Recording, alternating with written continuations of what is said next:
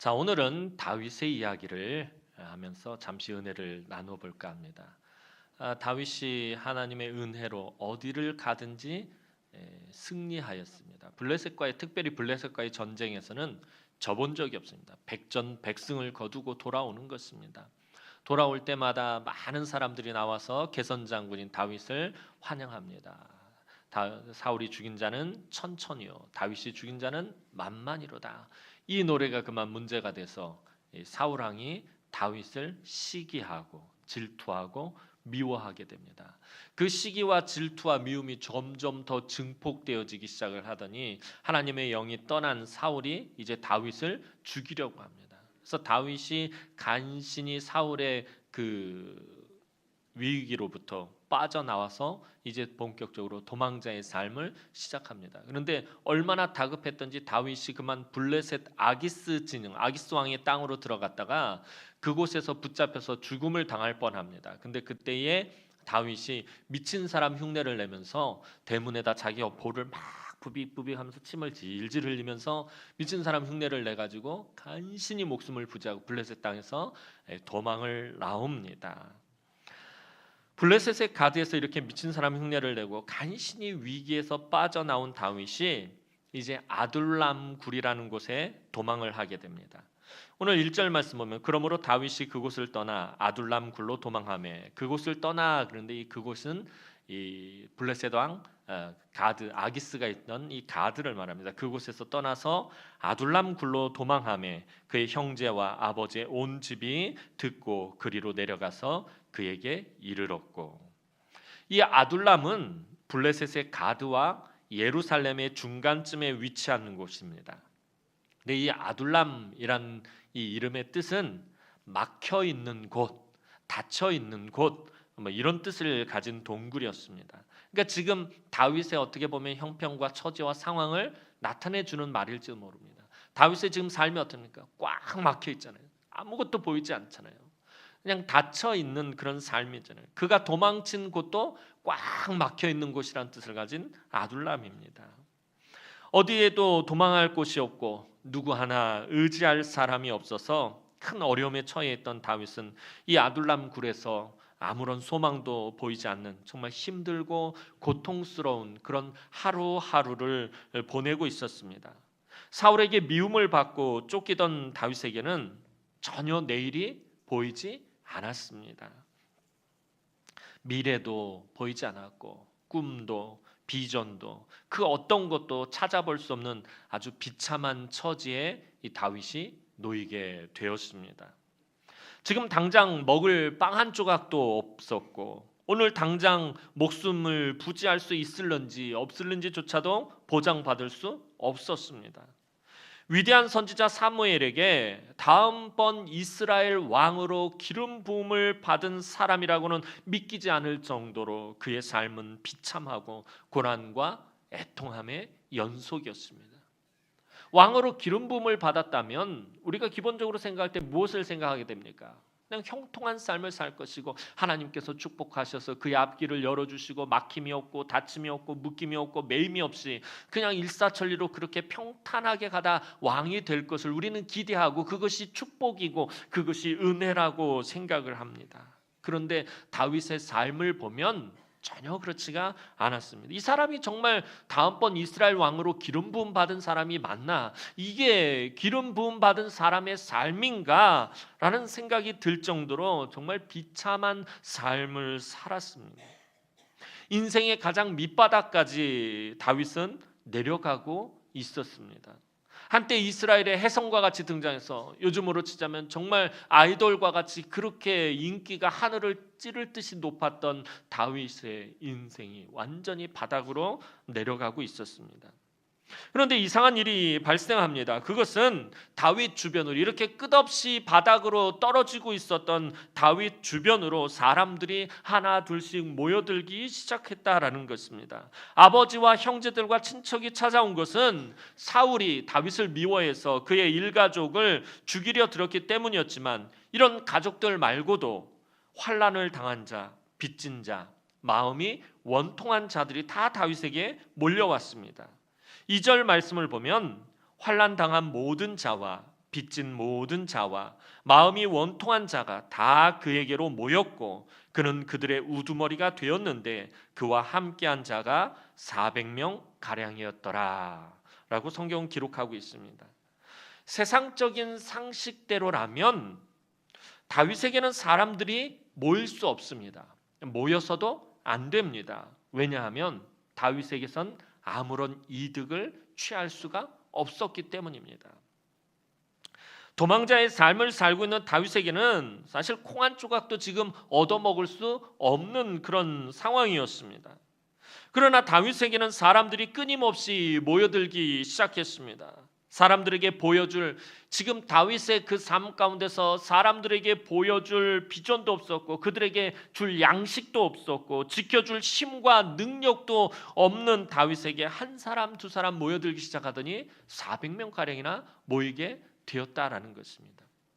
어떤 공동체를 이루고 그 공동체가 리더가 되기 위해서는 분명한 목표의식이 있어야 되고 비전을 보여줄 수 있어야 되고 그 공동체에게 우리 공동체는 이런 공동체다라고 비전을 제시할 수 있어야 되고 또 그들에게 어떤 유익을 제공해 줄 수 있어야 그 공동체가 성립이 되고 또 그 공동체에서 그 사람이 리더가 될 수 있습니다. 그런데 지금 다윗은 그런 조건이 하나도 갖추어져 있지 않다라는 것입니다. 지금 자기도 목숨 부지하기 급급하고요. 도망치기 급급합니다. 사울이 떴다 그러면 무조건 그냥 꼬리가 빠지라고 도망만 쳐야 됐어요. 그러니 함께한 사람들이 어떤 비전도 보여줄 수 없었고요. 그들에게 먹을 양식도 제공해 줄 수 없어서 어떤 때는 이 다윗과 함께한 사람들 몇 날 며칠 같이 굶어야 했던 지켜줄 힘과 능력도 없습니다. 사울이 군대를 이끌고 오면 도망치는 게 전부입니다. 그런데도 다윗에게 사람들이 모여들기 시작했다라는 것입니다. 그리고 다윗은 그들의 리더가 되었습니다. 우두머리가 되었어요. 이처럼 다윗은 생각지도 못한 이상한 공동체를 이루게 되었습니다. 게다가 다윗과 함께한 사람들의 신앙은 사실 보잘것없는 사람들이었습니다. 이 다윗과 함께한 사람들 다 제멋대리고요. 조금만 자기 마음에 안 들면 다른 사람 탓하고 원망하고 심지어 어려울 때 다윗을 돌로 치려고까지 했던 사람들이었습니다. 몇 주 전에 다급한 다윗이라는 제목으로 설교를 한 적이 있습니다. 이 다윗이 블레셋으로 도망을 했다가 다시 나중에 보면 블레셋으로 도망했다. 블레셋 왕 아기스와 함께 사울과 전쟁에 나갔다가 그만 다시 시글락으로 돌아오게 됐는데 시글락에 돌아왔을 때 아말렉 사람들이 와서 시글락을 다 불태우고 이 다윗의 가족들과 함께했던 모든 사람들을 다 붙잡아간 사건이 있었습니다. 그때 이 다윗과 함께한 사람들이 이 모든 것을 다윗의 탓으로 돌리고 이게 다윗 때문이다 책임을 다윗에게 돌리고 다윗에게 돌을 들어서 치려고 했었습니다. 그때 다윗에게 돌을 들어서 치려고 했던 사람들이 바로 오늘 이 다윗에게 몰려든 사람들이었습니다. 그러니까 이 사람들은 참 제멋대로이고 뭔가 조금만 심사가 뒤틀리면 다른 사람 탓하고 원망하고 그랬던 사람입니다. 다윗은 이렇게 원한이 많고 상처투성이며 거칠고 신앙적으로 성숙하지 못한 이 사람들과 함께하면서 하나님께 연단을 받았습니다. 사실 사울왕을 피해서 도망자의 삶을 사는 것도 너무나도 힘들고 너무나도 지치고 너무나도 곤고한데 거기에다가 이런 사람들까지 떠맡으며 다윗은 더욱 힘든 연단을 받게 되었다라는 것입니다. 물론 이들 가운데는 다윗을 위해서 목숨을 바치는 다윗의 용사들이 이곳에서 이제 등장하게 됩니다. 나중에 보면 다윗의 30용사 또 그중에 3인의 특별한 용사 이런 사람들도 이 안에 있지만 꼭 그런 사람들만 있었던 것이 아니라 아까 말씀드린 것처럼 원한이 많다 보니까 원통한 일을 많이 겪고 또 가난하고 상처투성이고 거칠고 신앙적으로 성숙하지 못하다 보니까 이 사람들이 다윗을 때로는 너무나도 힘들게 했습니다. 사울 한 사람에게 쫓기는 것도 지금 감당할 수가 없는데 늘 다윗 주변에서 가시와 쓴뿌리 역할을 하는 사람들을 도맡아서 그들을 또 챙겨야 하고 그들을 품어야 하고 그들을 이끌어야 하는 그런 더 힘든 연단을 다윗은 받아야 했다라는 것입니다. 이제 항상 사울을 피해서 도망을 다니던 다윗은 부모 형제들의 안전이 걱정이 되어서 자기 혼자 위험을 겪고 자기 혼자 어려움을 겪는 것은 참을 수 있겠는데 자기 부모와 형제와 처자식들이 괴로움을 당하는 것, 이 사울에게 붙잡혀서 죽임을 당하는 것은 이 다윗으로서는 참 그것도 너무나도 힘들고 어려운 일이었습니다. 그것이 걱정이 되어서 이제 이 다윗은 모압 왕에게 찾아가서 자기의 가족을 부탁하게 됩니다. 3절 말씀 보면 다윗이 거기서 모압 미스베로 가서 모압 왕에게 이르되 하나님이 나를 위하여 어떻게 하실지를 내가 알기까지 나의 부모가 나와서 당신들과 함께 있게 하기를 청하나이다 하고, 다윗도 지금 하나님이 도대체 어떻게 자기를 인도하실지 앞이 보이지 않는 것입니다. 도대체 하나님 무슨 계획을 가지고 있는지 이 다윗조차도 알 수 없습니다. 그래서 하나님이 나를 위해서 어떻게 하실지를 내가 알기까지라고 말하고 있습니다. 그러니까 지금 도망자의 삶을 시작한 다윗에게 하나님께서 그 어떤 말씀도 주시지 않았다라는 것입니다. 위로의 말씀을 주시고 능력의 말씀을 주시면서 다윗아, 내가 너와 함께 할 테니까 힘내라. 이제 이 연단의 시간이 지나면 내가 계획한 대로 너를 어떻게 만들겠다, 너를 이스라엘 왕으로 이끌겠다, 뭐 이런 말씀을 주신 것이 아니었다라는 것입니다. 도무지 다윗 입장에서도 지금 하나님이 무엇을 하실지 알지 못하고 있는 그런 상황이었다라는 것입니다. 그 가운데서 자기 부모 형제들을 이제 모압 왕에게 맡기기를 부탁을 합니다. 그러자 모압의 왕은 흔쾌히 이를 받아들입니다. 4절 말씀 보면 부모를 인도하여 모압 왕 앞에 나아갔더니 그들은 다윗이 요새에 있을 동안에 모압 왕과 함께 있었더라. 모압의 왕이 다윗에게 호의를 베풀고 이렇게 친절을 베푼 것은 사울의 정적인 다윗을 끌어안음으로 사울을 견제하는 정치적인 부분도 고려된 것입니다. 이 이스라엘은 주변 나라들과 항상 적대적인 관계를 형성하고 있어요. 모압도 마찬가지였습니다. 이 사울, 내 적의 적은 나의 친구라는 말이 있듯이 내 적인 사울의 대적이 된 이 다윗을 품음으로 사울을 견제할 수 있겠다라는 이런 생각을 이 모압 왕이 한 부분도 있었겠지만, 또 한편으로는 다윗의 증조모가 누구냐 하면 모압 여인이었던 룻이었습니다. 이 룻이 모압 출신인 것과 깊은 관련이 있을 것입니다. 모압 여인 룻은 하나님을 선택하여 모압을 떠났지만 하나님은 이 모압을 다윗을 위해서 지금 요긴하게 사용하고 있는 것을 보게 됩니다. 넓은 시각으로 보면 룻의 시어머니인 나오미가 겪은 불행은 결국 다윗을 위한 하나의 준비 과정이었다라는 것입니다. 이제 도망자 생활로 지치고 곤고한 다윗은 잠시 한숨을 돌리게 되었습니다.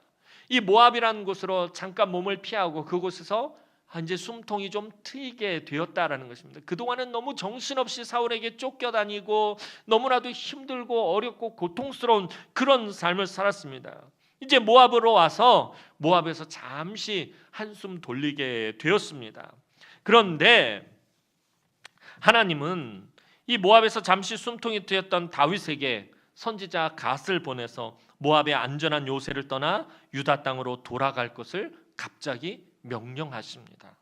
5절 말씀 보면 선지자 갓이 다윗에게 이르되 너는 이 요새에 있지 말고 떠나 유다 땅으로 들어가라. 다윗이 떠나 헤레스풀에 이르니라. 어찌 보면 모압은 다윗에게 있어서 외가와 같은 곳입니다. 자기 증조모가 이 모압 여인 룻이었으므로 이 모압은 어떻게 보면 외가와 같았다라는 것입니다. 이 외할머니 고향이 모압이니까 이곳이 남이라고 할 수도 없는 곳입니다. 지금 모압의 왕도 다윗에게 아주 극진하게 친절을 베풀고 있습니다. 모압에서 이 사울 왕을 피해 있으면 안전하고 더 이상 고생하지 않아도 되었습니다. 더 이상 먹을 것 때문에 굶주림으로 인해서 고통을 받지 않아도 됐고 쫓겨서 도망 다니지 않아도 됐고 안전하게 그렇게 이곳에서 있을 수 있었습니다. 그런데 하나님은 난데없이 갓 선지자를 보내서 모압을 떠나라는 것이었습니다.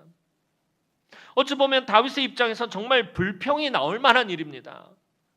아니, 그동안 나에게 어떠한 말씀도 주시지 않으시다가 이제 그렇게 고생하다가 모압에 와서 잠시 이 숨을 좀 돌릴까 싶었는데 하나님 떠나라고 하는 것입니다. 간신히 목숨을 건지고 피할 곳을 찾았는데 그곳을 하나님께서 아주 냉정하게 떠나라고 말씀하십니다. 그렇다고 유다로 돌아가면 뾰족한 수가 있는 것도 아닙니다. 하나님께서 군사를 준비해 놓으신 것도 아니고 튼튼한 요새를 준비시켜 놓은 것도 아니고 또 이들이 먹을, 다윗과 함께한 이 400명이 먹을 식량을 준비해 놓으신 것도 아닙니다. 하나님께서 지금 다윗에게 갓선지자를 보내서 다윗아, 지금 유다 땅의 어느 곳에 내가 아주 튼튼한 요새를 마련해 놨고 그곳에서 너희가 3년 먹기에 족한 내가 양식을 준비해 놨고 또 그곳에 너를 지켜줄 군대를 모아놨으니까 이 모압 요새를 떠나서 그곳으로 가라라고 하나님 그렇게 말씀하신 것이 아니라는 것입니다. 그냥 무조건 떠나라는 것입니다. 모압의 요새에 있지 말라라는 것입니다. 여전히 황량하고 거칠고 메마른 광야에서 숨어서 살아야 됩니다. 여전히 도망자의 삶, 쫓기는 삶을 살아야 합니다. 여전히 굶주림의 삶을 살아야 한다라는 것입니다. 하나님 아무런 대책도 없이 다윗을 모압 요새에서 떠나라고 말씀하십니다. 사실 다윗이 이렇게 고통을 겪게 된 것을 하나하나 따져보면, 엄밀하게 따져보면 누구 때문입니까? 인간적으로 따져봅시다. 괜히 신앙적으로 믿음 있는 척하면서 그러지 마시고, 자, 지금 다윗이 이렇게 고통을 겪고 어려움을 겪고 된 이런 모든 것들을 엄밀히 하나하나 따져보면 결국에 누구 때문이죠? 믿음 있는 척하지 말라니까. 하나님 때문이잖아요. 인간적으로 봤을 때는 하나님 때문이잖아요.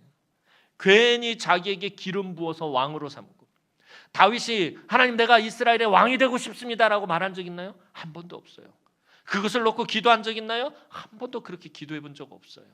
그런 꿈도 꿔본 적이 없어요. 그런데 어느 날 사무엘 선지자를 보내서 다윗에게 기름을 부어서 왕으로 삼는, 다음번 왕으로 하나님 삼습니다. 또 괜히 골리앗을 죽게 만들어 왕의 신하가 되게 하는, 왜 골리앗이 하필이면 있는 곳으로 다윗을 보내가지고 골리앗과 싸워서 이기게 만드냐는 거예요. 또 왜 괜히 이 사울의 신하가 되고 사울의 사위가 되어서 군대 장관이 되어서 나가는 전쟁마다 승리하고, 여호와께서 다윗이 어디를 가든지 이기게 하시니라 성경은 말해요. 다윗이 나가서 이긴 게 아니라 하나님께서 이기게 하셨다는 거예요. 왜 이기게 하셔가지고 들어올 때마다 다 사울이 죽인 자는 천천히요 다윗이 죽인 자는 만만히요 이 노래를 듣게 만드셨느냐는 거예요. 괜히 사울의 미움을 받기 위해서 쫓겨나와 이렇게 비참한 도망자의 삶을 살게 되었는데, 하나님은 뭐가 그리 못마땅한지 좀 안전하게 쉴 만한 다윗을 다시 호랑이 입으로 들어가라고 그러는, 무서운 호랑이처럼 입을 벌리고 있는 그 사울이 있는 곳으로 다시 돌아가라라고 말씀하십니다. 뭘 이렇게 못마땅하시냐고요. 다윗이 그동안 편하게 있었던 것 아니에요? 뭐 쉽게 있었던 것 아니에요? 고생한 거 누구보다 하나님 잘 아시잖아요. 모압 땅에 가서 잠시 한숨 돌렸는데, 이제 좀 숨통이 트였는데, 하나님 그게 뭐가 그렇게 못마땅해서 다시 유다 땅으로 돌아가라고 말씀하시냐는 거예요. 그런데 오늘 본문을 보면 다윗은 아무 말 없이 바로 모압을 떠나는 것을 보게 됩니다. 이 요새를 떠나라라고 하니까 다윗이 그곳을 떠나 헤레스풀로 가니라. 하나님 도대체 나에게 왜 이러시는 겁니까? 하나님 나보러 죽으라는 것입니까? 막 원망하고 불평하고 하나님 앞에 대들고 막 울고 불고 떼쓰고 난리를 핀 것이 아니라 그곳을 말없이 떠났다라는 것입니다. 이것이 바로 사울과 다윗의 가장 큰 차이점입니다. 사울 왕은 이런저런 이유로 하나님의 말씀에 불순종합니다. 이런저런 형편과 처지와 상황, 합리적인 이유, 핑계, 모든 것들을 다 대고서는 하나님 말씀에 불순종합니다. 사울의 말을요, 인간적으로 세상적으로 하나하나 따져보면 틀린 말이 없어요. 세상적으로는 다 맞는 말이에요. 그래서 내가 그래서 하나님 말씀에 불순종했습니다. 다 타당한 말들이에요. 그런데 다윗은 어떠한 상황 가운데서라도 하나님의 말씀에 두 말 없이 순종하고 있다는 거예요. 인간적으로 보면 오늘 하나님의 이 말씀은, 이 명령은 굉장히 불합리한 것이에요. 부당한 것이에요. 아무것도 준비해 놓은 것도 없으면서 왜 안전한 곳을 떠나라고 하시냔 말이에요. 사울 같으면 이런 부분들에 대해서 하나하나 인간적으로 세상적으로 조목조목 따지면서 하나님 앞에 반론을 제기했을 것입니다. 하나님 군대를 준비해 놓으신 것도 아니죠. 하나님 양식 안 준비해 놓으셨잖아요. 하나님 튼튼한 요새를 준비해 놓은 것 아닌데 그곳을 떠나라고 하는 거, 이거는 너무나도 불합리합니다. 그래서 저는 못하겠습니다. 사울은 이렇게 했는데 다윗은 어떻게 되느냐? 그냥 두 말 없이 순종하며 그곳을 떠났다라는 것입니다. 이처럼 다윗이 하나님의 말씀에 목숨 걸고 순종한 결과가 지금 당장은 눈앞에 보이지 않지만 점차적으로 사울은 쇠하여지고 다윗은 부흥하게 된다라는 것입니다. 그렇다면 하나님은 왜 모압의 요새에서 이렇게 안전하게 있던 다윗에게 다시 유대 땅, 아무런 기약 없는, 아무런 소망도 없어 보이는 그 위험한 땅으로 돌아가라고 하신 것입니까? 아무런 대책도 세워놓지 않으시면서 어떤 대책의 말씀이라도 주시면서 돌아가라고 그러면은 순종할 여지라도 있겠는데, 저와 여러분들이 다윗이라면 아까 말씀드린 것처럼 하나님께서 군사도 준비해놓고 양식도 준비해놓고 뭐 요새도 준비해놓고 돌아가라고 그러면 돌아갈 여지가 있잖아요. 아무런 대책도 없어요. 그런데 돌아가라고 하신 이유가 도대체 뭐냔 말이에요. 왜 안전한 이 모압 땅을 떠나서, 이 요새를 떠나서 유대 땅으로 돌아가라고 하신 것입니까? 그것은 상황이 아무리 다윗에게 불리하다 해도 다윗은 하나님께서 이스라엘의 왕으로 기름 부어 세운 자이기 때문이다라는 것입니다. 하나님이 왕으로 세운 자는 하나님께서 주신 영토를 벗어나서는 안 된다라는 것입니다. 하나님께서 주신 약속의 땅은 떠나면 안 되는, 언젠가 한번 제가 그런 주제로 설교를 한 적이 있는 것 같아요. 하나님께서 우리에게 이 약속으로 주신 땅은 우리가 벗어나면 안 된다. 약속의 지경을 떠나면 안 된다라는 거예요. 왜냐하면 그곳에 하나님의 은혜가 있고 그곳에 하나님의 말씀이 있고 그곳에 하나님의 축복이 있기 때문입니다. 하나님은 약속하신 지경 안에서 우리에게 복을 주시지, 우리에게 주신 그 약속의 지경을 떠나서 우리에게 복을 주시지 않으십니다. 하물며 하나님 나라의 왕으로 세운 자가 하나님께서 주신 영토를 벗어나면 안 된다라는 것입니다. 이 이스라엘 땅, 가나안 땅은 하나님께서 약속의 땅으로 주신 땅입니다. 다시 말해서 약속의 땅은 누가 통치하고 누가 다스리는 땅입니까? 하나님께서 통치하고 하나님께서 다스리십니다. 지금 이 현 상황만 볼 때는 서슬시퍼런 사울이 권력을 주고 사울이 다스리고 사울이 통치하는 것 같지만 사실은 보이지 않는 곳에서 하나님께서 다스리시고 하나님께서 통치하시는 땅이 약속의 땅이고 가나안 땅입니다. 그런데 그 땅을 벗어났다라는 말은 하나님의 통치를 벗어났다라는 상징적인 의미가 있었기 때문에 하나님은 다시 유다 땅으로 다윗이 돌아오게 하신 것입니다. 말씀의 통치 안으로 다시 돌아오라는 것입니다. 하나님 나라는 하나님께서 무엇으로 통치하신다고 말씀하셨죠? 말씀드렸죠? 말씀으로 통치하신단 말이에요. 하나님은 이 온 우주 만물을 말씀으로 창조하셨고 또 말씀으로 다스리시고 지금도 말씀으로 섭리하시고 말씀으로 통치하십니다. 그 말씀의 통치 안으로 다시 돌아오라라는 것입니다. 모압 땅에 계속 있으면, 모압의 그 안전한 요새에서 계속 있다 보면 아무리 다윗이라 할지라도, 아무리 믿음이 뛰어난 다윗이라 할지라도 모압 왕을 더 의지하게 될 수 있다라는 것입니다. 다윗이 어떤 처지 어떤 형편에서라도 끝까지 믿고 의지할 분은 사람이 아니라 누구입니까? 오직 하나님 한 분뿐이기 때문입니다. 그래서 하나님은 다윗에게 유다로 돌아오라고 명령하셨고 다윗은 순종한 것입니다. 요즘 성도들도 훈련을 받을 수 있는 좋은 세미나와 여러 선교 단체들과 또 큰 교회들의 좋은 프로그램들이 많습니다. 전에도 아마 말씀드린 것 같아요. 참 이 교단적으로나 또 막 큰 교회들에서는 세미나를 참 많이 열어요. 서울을 보면 뭐 사랑의 교회를 비롯해서 대구도 보니까 동신교회 뭐 이런 곳에서 아주 좋은 세미나들을 많이 합니다. 또 좋은 프로그램들을 많이 진행합니다. 또 기독교 방송 매체들도 그 매체들을 통한 교육 과정들이 있어요. 뭐 CTS, CBS를 비롯해서 뭐 여러 곳에서 그런 믿음의 좋은 신앙 교육 과정도 있습니다. 그런데 우리들이 무시하기 쉬운 하나님이 준비하신 정말 중요한 이런 신앙 과정이 있습니다. 그것이 무엇이냐면 바로 순종의 과정입니다. 그리고 우리가 소홀하게 대하기 쉬운 교사가 있습니다. 하나님께서 우리를 가르치고 우리를 깨닫게 하기 위해서 준비하신 교사가 있다는 거예요. 그런 과정이 있고 교사가 있는데 그 교사가 뭐냐 하면 바로 고난이라는 스승입니다.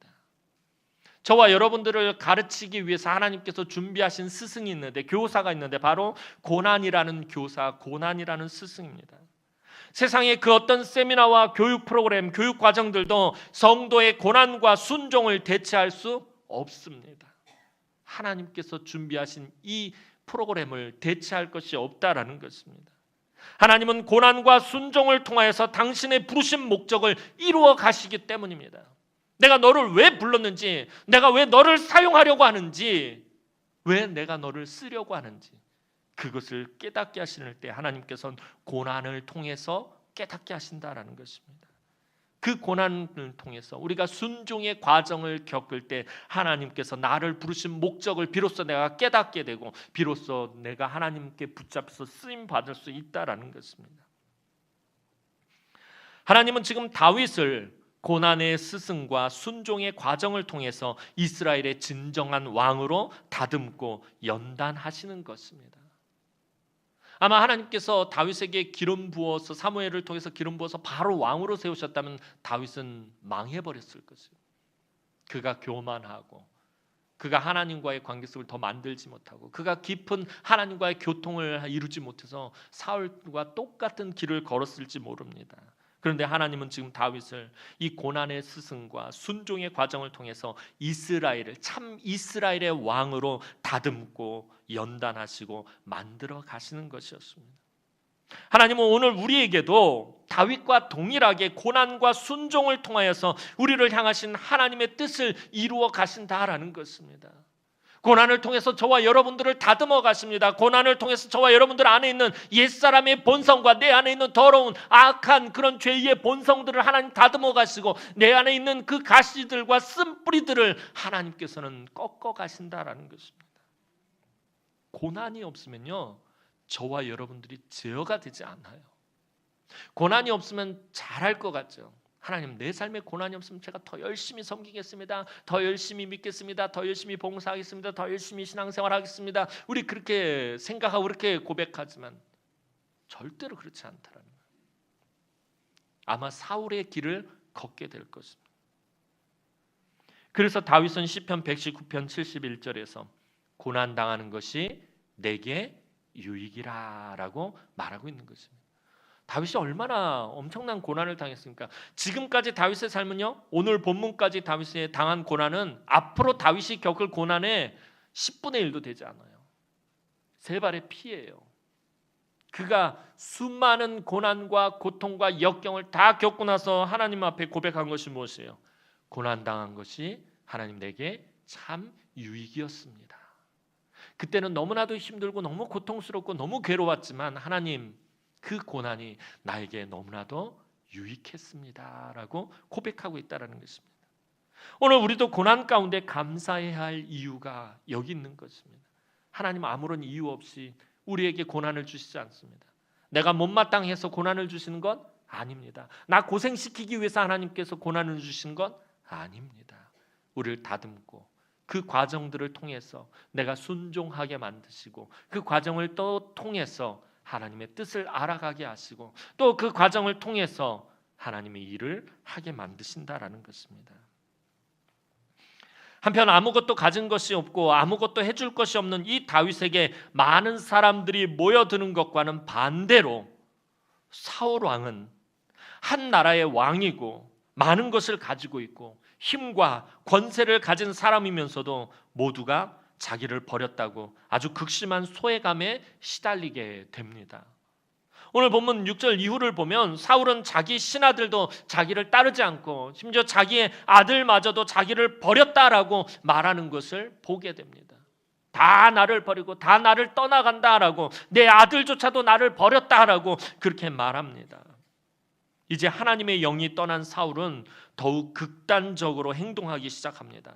아무도 자기를 돕는 사람이 없다고 원통해할 때 사울의 목자장이었던 에돔 사람 도액이 사울에게 높 땅에서 제사장 아히멜렉이 다윗에게 떡을 주고 골리앗의 칼을 내준 이를 고발합니다. 다윗이 이제 사울이 자기를 죽이기로 작정했다는 것을 완전히 깨닫고서는 사울을 피해 도망자의 삶을 시작할 때 그가 몇 날 며칠을 도망가다가 너무 배가 고파서 놋당에 갔더니 마침 아히멜렉과 제사장이 무리들이 있는데 그에게 내가 배가 고파서 오는데 먹을 것이 없냐 그랬더니 진설된 병 그 떡을 줘서 그 떡을 먹고 내가 지금 급히 도망치느라 무기가 없는데 뭐 무기가 없냐 그랬더니 다윗이 골리앗을 죽여서 그 얻었던 골리앗의 칼을 바로 그곳에 뒀는데 그것을 주어서 그것을 가지고 그것을 떠납니다. 이 사실을 사울에게 도액이라는 에돔 사람이 고발을 합니다. 이에 격분한 사울은 놋당으로 달려가서 군사를 몰고 달려가서 이 놋당에 있었던 제사장들 85명과 그 가족과 그 가축까지 모두 다 진멸해 버립니다. 다 남김없이 죽여버립니다. 하나님께서 예전에 아말렉을 진멸하라고 그렇게 말씀할 때는 순종하지 않던 사울이 이제는 자기가 분명히 지키고 보호해야 할 이스라엘 사람을 진멸해버린 것입니다. 정반대의 삶을 살고 있는 거예요.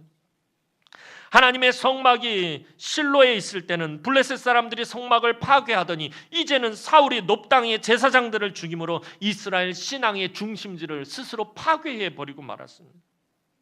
이 일은 사울 스스로가 하나님의 대적자가 되었음을 완전히 증거한 사건이었습니다.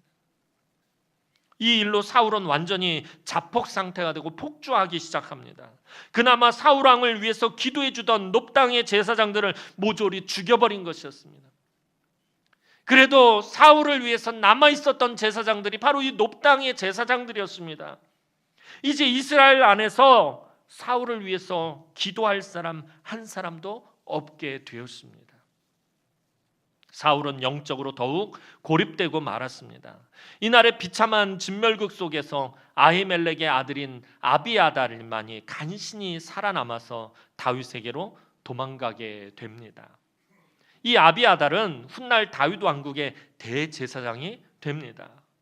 왕을 보좌해야 할 선지자와 제사장이 사울을 떠나서 다윗에게 모이게 되었다라는 것은 다윗의 왕권이 이제 점점 더 정당성을 얻기 시작했다라는 것입니다. 다윗은 지금 고난의 시간을 아주 힘들게 지나가고 있었지만 정말 눈물겹게 너무나도 서럽고 힘들게 이 고난의 시간을 지나가고 있었지만 하나님은 이 연단의 시간을 통하여 보이지 않게 다윗을 점점 더 이스라엘의 왕의 자리로 인도하고 계셨다라는 것입니다. 지금 이 모습만 본다면 다윗이 무슨 이스라엘의 왕이 될 수 있겠습니까? 그런데 보이지 않게 하나님은 점점 이 다윗을 이스라엘의 왕의 자리로 이끌고 계셨다라는 것입니다.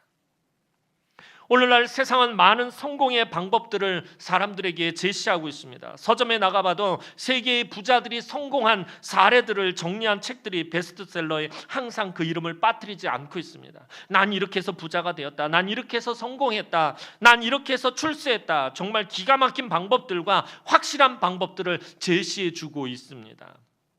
그리고 성경도 우리에게 똑같이 성공의 방법을 제시하고 있습니다.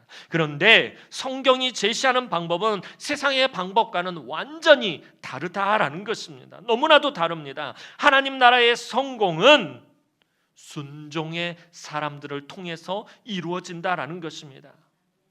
순종이 지금 당장에는 손해를 보고 피해를 보고 아무런 이득이 되지 않고 큰 어려움을 당하지만 하나님은 순종을 통해서 패배를 승리로, 실패를 성공으로 바꾸신다라는 것입니다. 다윗이 오늘 이 모압의 요새를 떠나는 것, 그것만 놓고 본다면 이게 얼마나 손해가 되는 일입니까?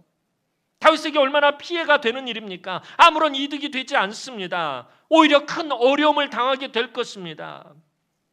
하나님의 나라는 그러나 순종하는 자를 통하여서 멸망하거나 쇠하지 않고 더욱 견고하게 세워진다라는 것입니다.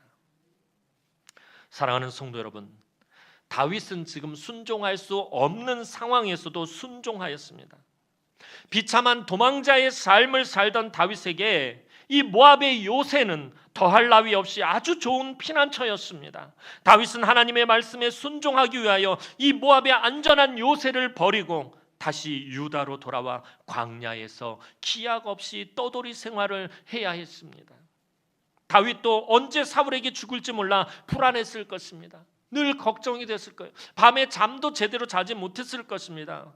그럼에도 다윗이 순종한 것은 하나님의 보호 아래 돌아오는 것이 제일 안전한 피난처라는 사실을 믿었기 때문이었습니다. 그 다윗의 믿음이 다윗으로 하여금 순종하게 한 것입니다. 다윗은 아둘람 굴에서 비참한 도망자의 삶을 살고 있을 때 시편 142편을 지었습니다. 오늘 시편 142편은 저희 시간이 없어서 읽어볼 수 없고, 여러분들 그 아둘람 굴에다가 동그라미 쳐서 이렇게 표시해서 이때 지은 시편 142편 써놓으시고, 여러분들 집에 가셔서 한번 시편 142편 그 말씀을 묵상하시면서 오늘 말씀을 다시 한번 되새겨 보시기 바랍니다. 이 아둘람의 비참한 굴에서 다윗이 무엇이라고 하나님 앞에 노래하고 찬양했는지, 그것이 시편 142편입니다. 순종할 수 없는 그 상황 가운데서 무엇이 다윗을 순종하게 했는지 시편 142편을 묵상해 보시기 바랍니다. 연말이 될 때마다 각 기관, 각 부서에서 일꾼이 부족합니다. 우리 교회도 봉사할 사람들이 참 많이 모자랍니다. 순종할 수 없는 상황과 여건에서도 순종하여 봉사의 자리로 여러분들 나아가시기 바랍니다. 목사님, 지난 한 10년 동안 제가 너무 고생하고 너무 힘들어서 이제 더는 못하겠어요. 저도 탈진했어요. 저도 이제 지쳐서 좀 쉬고 싶어요. 오늘 다윗이라고 그러지 않았겠습니까? 다윗이라고 힘들지 않았겠습니까? 다윗이라고 편한 것이 좋지 않았겠습니까? 다윗이라고 쉬고 싶지 않았겠습니까? 그럼에도 불구하고 다윗이 순종했습니다. 여러분들 힘들고 어렵지만, 여러분들의 상황과 여건에 맞지 않지만 오늘 다윗처럼 순종하여 봉사의 자리로 나아가시기 바랍니다. 하나님은 순종하는 자를 외면하지 않으십니다. 여러분들이 순종할 때 그 과정을 통해서 하나님은 여러분들을 은혜의 길로 인도하신다라는 거예요. 축복의 길로 인도하신다라는 것입니다. 미리 준비하신 하나님의 그 은혜의 자리로 여러분들 이끄십니다. 지금은 내가 손해를 보는 것 같고, 내가 더 어려움을 당하는 것 같고, 내가 더 상처를 받는 것 같고, 내가 더 힘든 것 같지만 눈에 보이지 않게 하나님은 나를 은혜의 자리로 이끌어 가신다라는 것입니다. 혹 어떤 분은 자신은 부족한 사람이라서, 나는 믿음이 없어서 나는 이 직분, 이 사명, 이 봉사의 자리에 할 수 없다라고 말씀하시는 분들 간혹가다 있으신데, 이것은 자기는 부족해서 할 수 없다라는 자기 신념에 붙잡혀 있는 거예요. 이거 자기 신념에, 자기 믿음인 거예요. 겸손한 것 같이 보일 수 있어요. 목사님, 저는 믿음도 없고, 난 능력도 없고, 난 가진 것도 없고, 난 부족해서 이 사명 감당할 수 없어요. 겸손한 것 같지만 이건 자기 신념에 붙잡혀 있는 거예요. 나는 부족하고 가진 것이 없어서 할 수 없다라는 자기 신념에 붙잡혀 있다라는 것입니다. 이건 사울의 길을 걸어가는 거예요. 사울은 자기 신념으로 산 사람이에요. 그러나 다윗은 그렇지 않았다라는 것입니다. 부족해도, 연약해도, 이해할 수 없어도, 나하고 맞지 않아도 순종하면 하나님이 능력을 주신다라는 것, 하나님이 인도하신다라는 것입니다. 어떤 상황 가운데서라도 순종하는 사람 하나님 절대로 외면하지 않으십니다. 내버려 두지 않으신다는 거예요. 오늘 다윗을 보면 알 수 있죠. 마치 하나님께서 방치하신 것 같고 내버려 둔 것 같지만 보이지 않게 하나님은 그를 인도하고 계셨다라는 것입니다. 하나님께서 다윗을 모압의 안전한 요새를 떠나 유다 땅으로 다시 보내신 것은 왜 그러신 것입니까? 왜 안전한 모압의 요새를 포기하고 위험한 이 유다 땅으로 돌려보내신 것입니까? 그것은 다윗이 고난을 피하는 것보다 고난을 통해서 변화하는 것이 더 중요했기 때문이다라는 거예요. 오늘 저와 여러분들도 마찬가지예요. 우리가 신앙생활하면서 고난을 만났을 때 그 고난을 피하는 것이 중요한 것이 아니라 그 고난을 통해서 내가 변화되는 것이 중요하다라는 것입니다. 나의 가는 길을 오직 그가 아시나니 나의 가는 그 길을, 내가 갈 길을 다 간 후에 내가 순금과 같이 나아오리라. 욥의 고백입니다. 이게 중요하다라는 것입니다. 고난을 피하는 것이 중요한 것이 아니라 고난을 통해서 변화되는 것이 중요하다라는 것입니다. 오늘 많은 그리스도인들이 고난과 불편함이 없는 안락하고 편안한 환경이 하나님의 인도하심이며 축복이라고 생각합니다.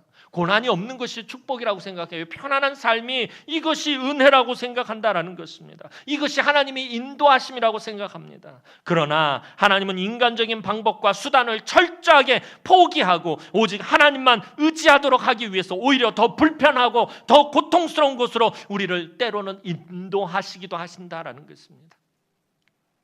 하나님께서 우리의 믿음의 조상 아브라함을 그 고향, 친척, 아버지의 집에서 불러내어 아무런 기반도 없는 가나안 땅으로 인도하신 이유도 마찬가지입니다.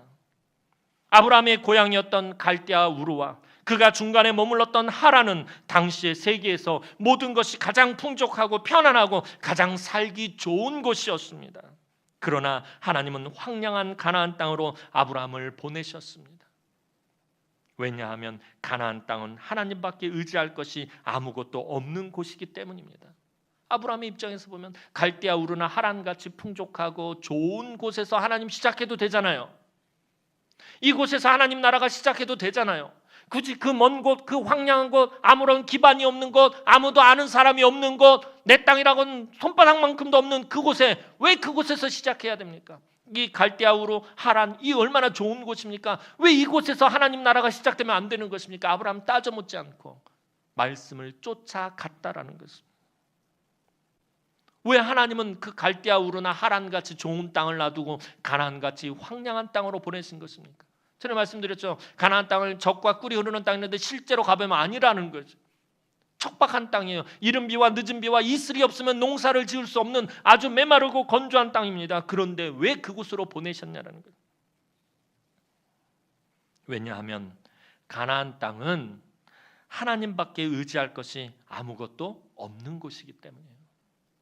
그 땅에 들어가서 살려면 하나님만 의지해야 할 수밖에 없기 때문에, 하나님만 바라봐야 살 수 있는 곳이기 때문에, 하나님만 붙잡아야 살아남을 수 있는 땅이 바로 가나안 땅이었다라는 것입니다.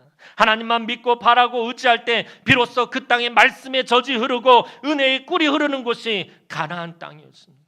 그래서 하나님은 그곳에서 하나님 나라가 시작되게 하신 것입니다. 아브라함을 그곳으로 보내신 것입니다. 하나님은 하나님밖에 의지할 것이 없는 곳에서 그 사람과 함께 하셔서 그의 믿음을 성장시켜 나가고 그곳에서 하나님 나라가 시작되게 하십니다. 이스라엘 왕으로 기름 부은 이 다윗을 모압의 그 편안한 요새에서 위험한 유다 땅으로 보낸 것은 바로 그곳에서 하나님께서 함께 하시며 그를 이스라엘의 왕으로 성장시켜 나가시려고 하셨기 때문입니다. 그렇기 때문에 아무리 황량하고 위험한 곳으로 떠나라는 하나님의 명령이라도 순종하면 하나님과 동행을 경험하게 되고 믿음의 성장을 열매로 얻게 되는 것입니다. 하나님을 선택하고 순종한 자에게는 하나님이 방패가 되시고 피할 망대가 되시며 가장 안전한 피난처가 되심을 오늘 다윗은 믿었다라는 것입니다. 순종해서 가면 그곳에 비록 군사도 없고 먹을 양식도 없고 그곳에 요새도 없었지만 가면 하나님이 요새가 되어주시고 하나님이 양식이 되어 하나님의 말씀이 내 양식이 되고 하나님께서 나의 군사가 되어주신다는 것을 믿음으로 믿고 하나님의 말씀에 순종함으로 나아갔다는 것입니다. 오늘 다윗과 같이 고난 속에서도 여러분들 순종하고 하나님의 말씀을 붙잡고 하나님만 의지하며 나아갈 때 여러분들 고난 속에서도 점점 부흥하게 되는 복을 받아 누리죠. 그런 은혜와 은총이 넘치는 사랑하는 주의 귀한 우리 남흥의 성도들이 되기를 주님의 이름으로 축원합니다. 기도드리겠습니다. 사랑과 은혜가 많으신 아버지 하나님, 은혜와 사랑을 진심으로 감사를 드립니다. 오늘도 사랑하는 주의 귀한 우리 남흥의 권속들이 이 땅을 살아가면서 수많은 어려움과 고난과 근심과 걱정과 염려와 시험과 환난과 상처 가운데 하나님 살아가고 있습니다.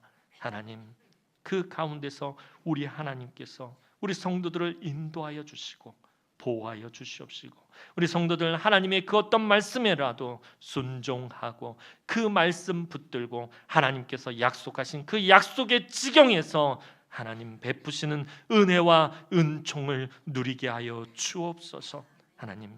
하나님만이 우리의 방패가 되시고, 하나님만이 우리 피할 요새가 되시고, 하나님만이 나의 가장 안전한 피난처가 되심을 믿고 의지하며 그 하나님만 바라며 순종하는 우리 남흥의 권속들이 되어질 수 있도록 하나님 은총을 베풀어 주옵소서. 그래서 다윗처럼 하나님 지금 현실의 삶은 비록 고난의 연속이고 비록 아버지 고난이 겹쳐 있다 할지라도 보이지 않게 하나님께서 우리를 축복과 은혜로 이끄심을 믿고 나아가게 하여 주옵소서. 그래서 마침내 이 적과 꿀이 흐르는 땅 가운데서 하나님 베풀어 주신 은혜와 복을 풍성하게 받아 누리며 그것을 베풀어 주고 나눠주는 축복의 통로로 쓰임받는 우리 남흥의 권속들이 되게 하여 주옵소서. 감사를 드렸고 예수님의 이름으로 기도하옵나이다. 아멘.